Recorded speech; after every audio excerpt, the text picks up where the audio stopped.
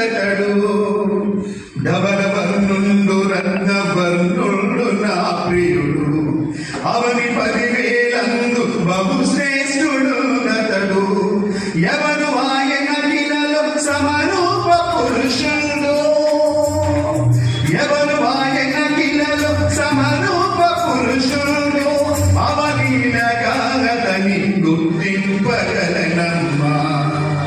ఎంతో ఎంతెంతో అతడెంతో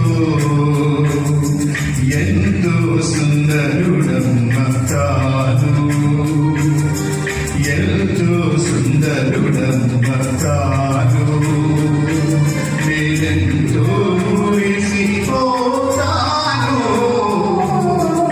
ఎంతో సుందరుడమ్మ తాను. తర్వాత చెబుతుంది ఆయన యొక్క గొప్పతనాన్ని వర్ణిస్తుంది.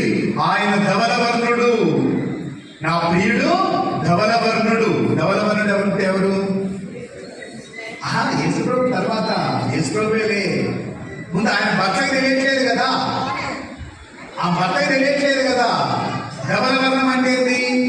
మెరుస్తూ ఉన్నాడు, అందగాడు, ఆజానుబాహుడు, రత్నవర్ణుడు.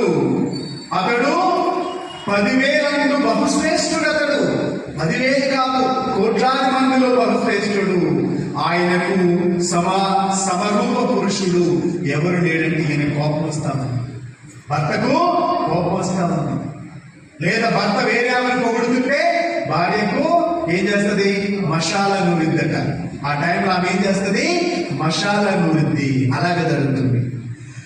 పాలతో కడిగిన నయనాలు గలవాడు, పాలతో కడిగిన నయనాలు గలవాడు, విలువను రతనాల ఉదిపంది నా పనులు. పాలతో కడిగిన నయనాలు గలవాడు, విలువను రతనాల ఉదిపొంది నా పనులు. కలుషము కడిగిన కమలాల కనులు, కలుషము కలిగిన కమలాల కనులోడు విలువైన చూపు సగి